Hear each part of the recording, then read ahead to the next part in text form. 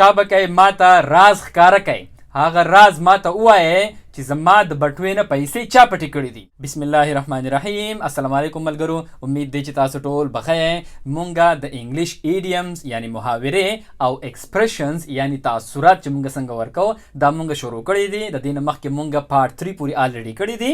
زمونږ نن دی پارت نمبر 4 او نننۍ د انګلیش محاوره زمونږ ده spill the beans. spill the beans.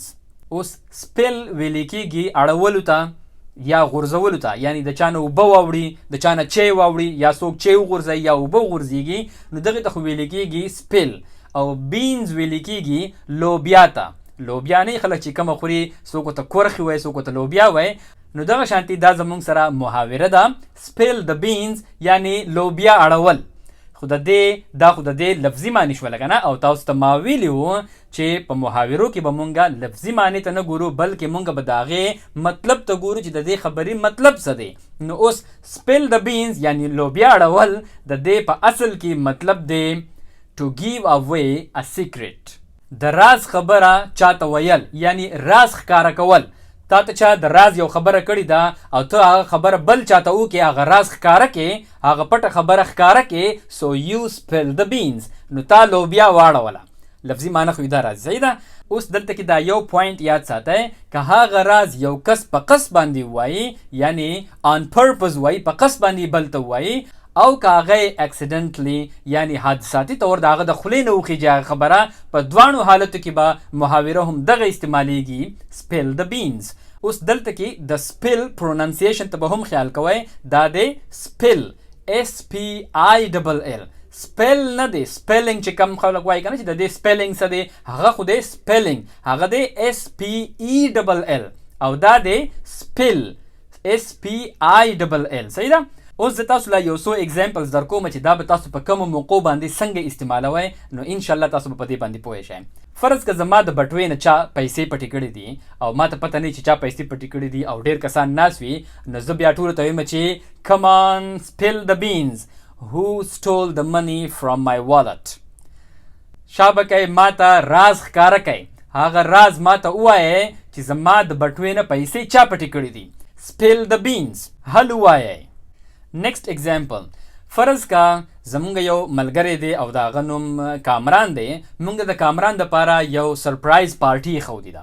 اوس دا خو دی سرپرایز پارټي، او سرپرایز پارټي دی ته ویلې کېږي چې کامران ته به حل نه وایو، د هغه نه به پټه وي، خو چې هغه څنګه راشي نو ایکدم به له مونږ ټول سرپرایز ورکو چې ستا پارټي ده. صحیح ده.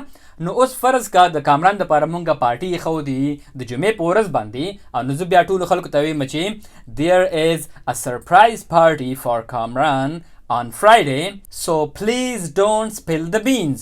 مونږ د جمعې په ورځ باندې د کامران دپاره یو سرپرایز پارټي ایښودې ده، so please don't spill the beans. نو مهرباني وکړئ چې تاسو حل مه وایئ، یعنی دا راز مخ ښکاره کوئ نورو خلکو ته، یا کامران ته دا راز مخ ښکاره کوئ. اوس فرض کا زما د دې وینا باوجود موسی کامران ته حل ووایي چې ستا دپاره سرپرایز پارټي ده، نو زه بیا څنګه ویلی شم چې we were trying to keep it a secret from Kamran.